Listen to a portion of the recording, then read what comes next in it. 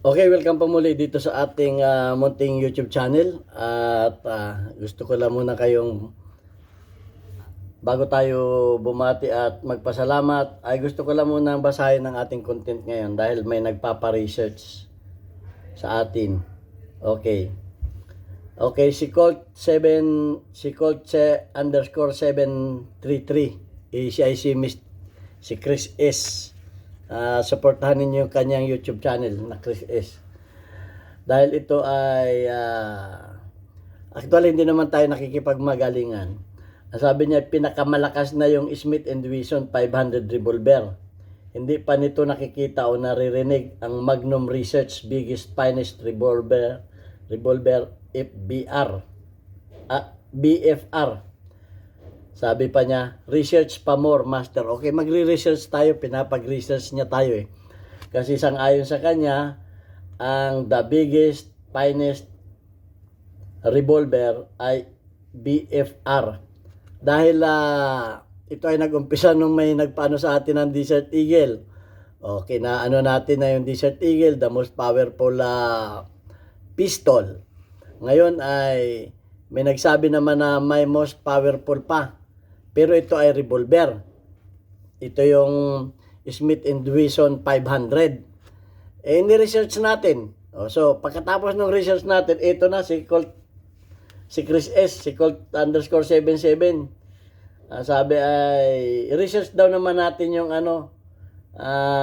yung biggest and finest revolver FBR. Research pa more, master. Okay, pinagre-research tayo. I-research natin.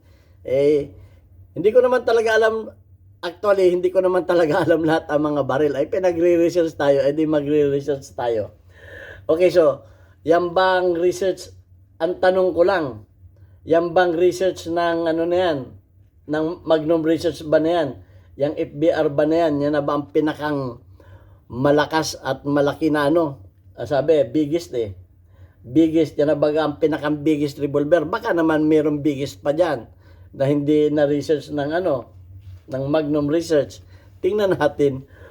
Okay, so ayan, at pasasalamatan ko lamang muna kayo dahil tayo umabot na sa mahigit na 47,000 dahil sa inyong pag-like at pag-share ng ating mga videos. Kaya maraming salamat do sa mga nag-share ng ating mga videos. Lalo tigit maraming salamat do sa mga hindi nag-skip ng ads dahil tayo ay nadadagdagan naman yung ating revenues dahil ang kita ng ating YouTube channel ay tinutulong natin sa ating 6 na estudyante na mga beneficiary na anak ng mga single parent.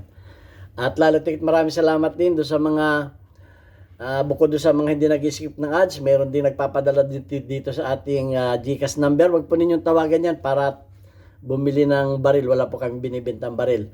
Tawagan po ninyo yan o mag-message kayo kung kayo ay maipaabot na tulong sa ating mga beneficiaries para kayo ay ma-recognize kagaya ni Aljon Diting at ni Jobet Francisco. At lalo tigit maraming salamat kay Sir Noli Peace America ng Virginia, USA.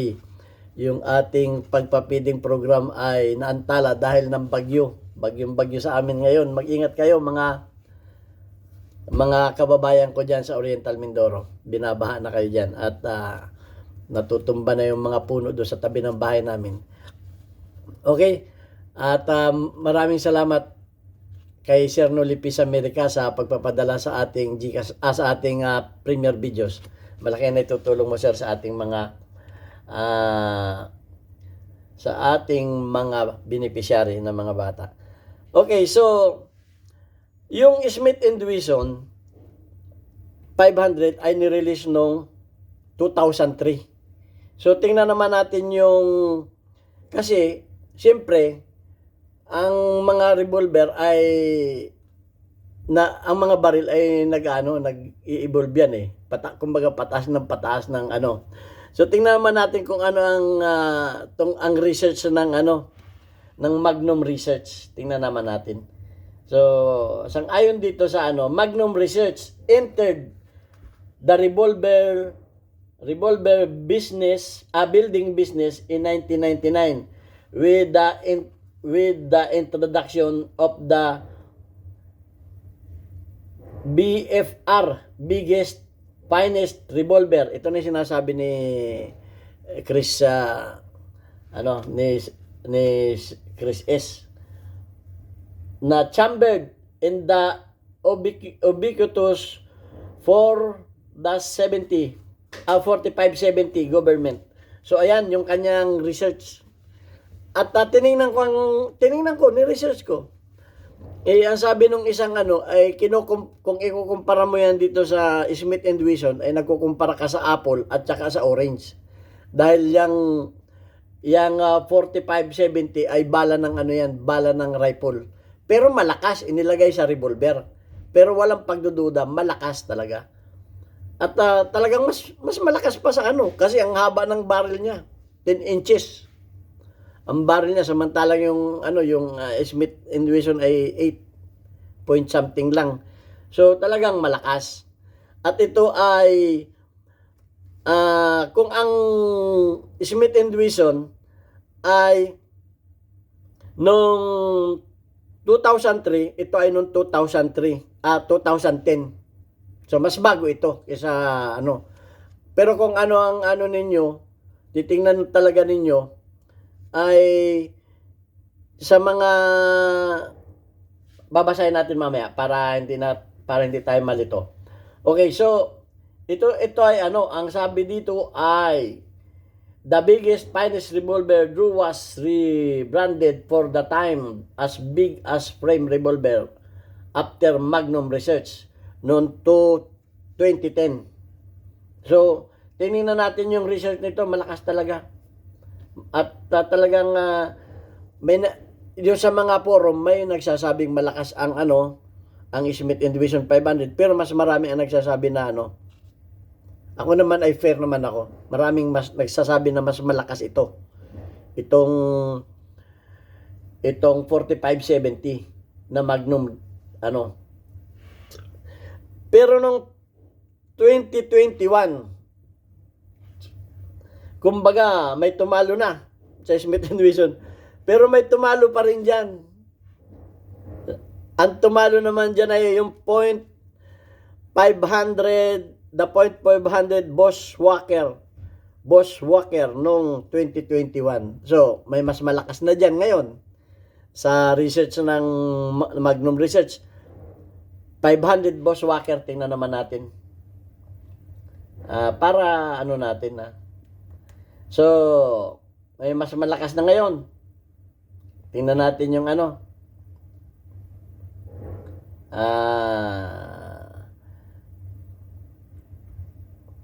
ito.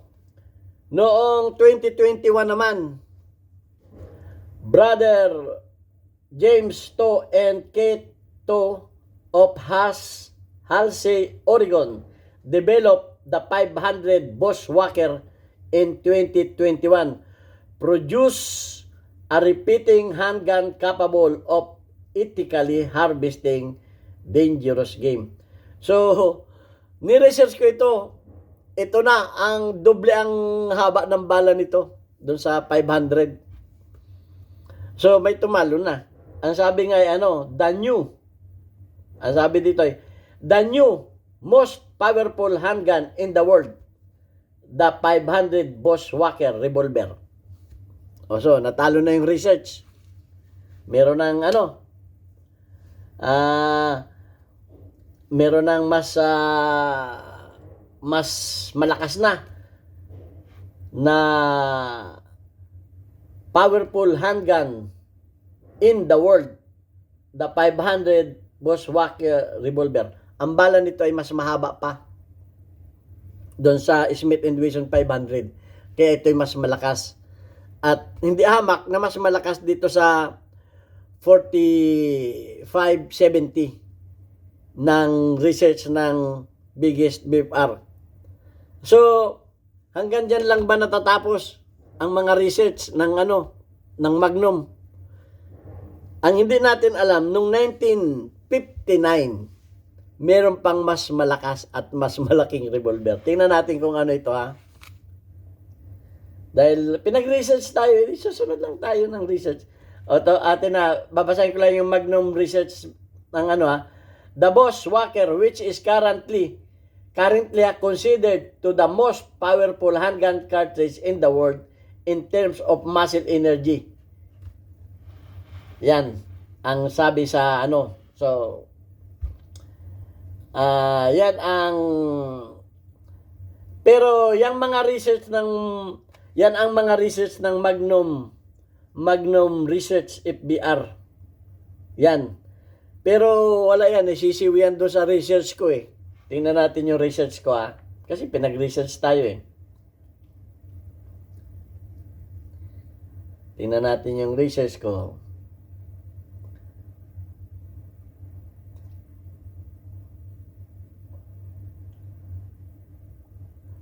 To. The Selska is one of the most powerful handgun in the world. Most ito is one of the most powerful handgun of the world. Ito, ano kaya ang ano nito? Producing the muzzle energy of 4,592 foot per pound comparison ay 14 inches revolver chambered. 14 inches naman ito, tinalo na 19 inches. Chambered. And ito ito chambered dito ng 500 Bushwhacker cartridge achieve approximately 10% greater power firing 310 grains bullet. Yan Ito yung Bushwhacker Ito na yung most powerful. Ngayon, meron pang maano dyan, yung ano naman, ito namang 600 Nitro Express. Tingnan natin yung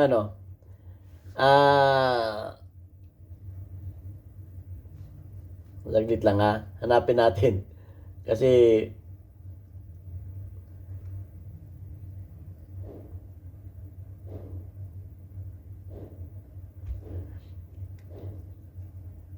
ito, the Nitro Express Selska revolver is an Austrian single-action revolver produced by PPFR Waffen, except for the giant 1859 28 mm Remington revolver. The Selska may be the largest handgun in the world, weighing 6.1 kilogram. Bigat naman ito, 6 na kilo. 13.230 pounds. 13 pounds mahigit. Having the length of 55 centimeter. 55 centimeter. Kalahating metro, mahigit. Ito ang haba. Kalahating metro. Cylinder. 2.41 kilogram, 400 pounds. The Selska is one of the most powerful handgun in the world, producing a muzzle energy of 4,592 foot-pounds by comparison of 14 inches revolver chambered in 500 Bushwhacker. May tumalo na sa 500 Bushwhacker cartridge. Achieve approximately 10% greater power firing 310 grains bullet, 2,000 feet, 2,714 feet for 571 feet pounds, a muzzle energy of the grain bullet. So, ito na. Ito, Selska is 600 Nitro Selska or 451 rounds. Selska is 5,900 grains. The Nitro Express is lag. So, binasa ko na ito. Ito na talaga yung pinakang At hindi natin, 1859 pa. Mantakin mo, 1859 pa pala yung pinakamalakas. Samantalang itong mga 2000, year 2000 na ito, tinalo pa. So, yan ang research natin. Kaya, pinag-research tayo ni Kaya tinalo yung yung Magnum Research. Yung Magnum Research nakalimutan siguro na may mas malakas pa. Ang sabi nga dito tumbang elepante. Binasa ko ang nito, mahaba. Pang-elepante ito.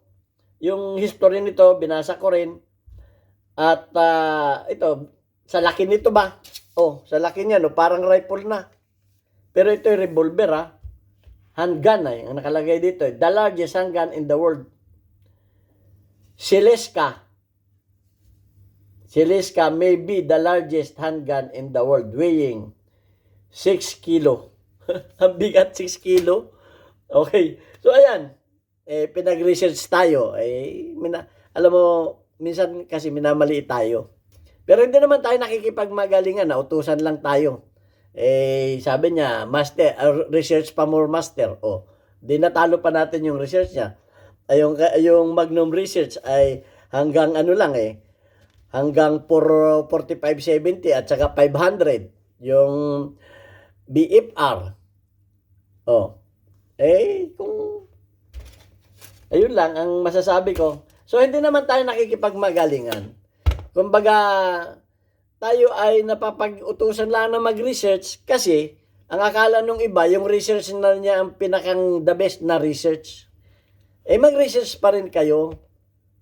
Ang masasabi ko sa inyo, kung kayo magpapa-research sa akin, ay sisiguraduhin ninyo yung research ninyo ay hindi matatalo.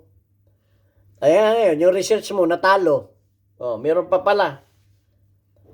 Ulitin ko, the point 600 Nitro Express Seleska revolver. Revolver yan An Austrian single action revolver produced by PPFR Waffen, except for giant 1859 28 mm Remington revolver. The Seleska may be the largest handgun in the world, weighing 601 kilogram. 600,001 kilogram. 6.001. 6 na kilo. Ang haba ay Ito, ang haba ay 55. 55 Ayan kalahating metro. Kalahating metro. 55. Kung may malakas pa kayo diyan, ay di ipa-research pa ninyo sa akin. Pero so far, ang sabi ni Chris S, ay ako'y natatawa kasi nagpapa-research sa atin. Akala niya yung research na niya pinakamalakas na daw, pinakamabigat na, pinakamalaki na, pinakampainis na. Yung kanyang research. Paano ngayon yan? Yung research mo, tinalo nung research ko. Kasi inutusan mo ako mag-research Pero inaamin ko na ako talaga, ang linya ko yung paggagawa ng baril. Pagdating sa mga history, bubo ako sa mga history. Pero pinag-research mo ako, ayan, yung research ko. Kung ano mo rin, i-research mo din. Ulitin ko, the 600 Nitro Express Seleska revolver is an Austrian single-action revolver produced by PPFR Waffen, except for the giant 1859 Remington revolver, may be largest handgun in the world. Ayan So, wala na akong masasabi. Pinag-research tayo, nag-research tayo. Hanggang dito na. Haba kasi. Kung titingnan kasi natin yung mga qualification, sobrang haba na. Yung lahat ng baril na yan. Nagmula tayo sa Smith & Wesson, Research Magnum, revolver BFR. Nagmula tayo noong 2003, 2010, 2021. Hanggang mabot tayo ng, doon lang pala tayo babagsak sa 1859 Okay, so yan at sana may natutunan din tayo sa pag-research at maraming salamat sa inyong pagpapa-research sa akin. Okay, thank you very much. At hindi ko na muna babasahin yung ating mga hindi ko na muna babasahin yung ating mga Isa-shout out. God bless na lang sa atin lahat at patuloy lang tayo mag-research. Bye-bye.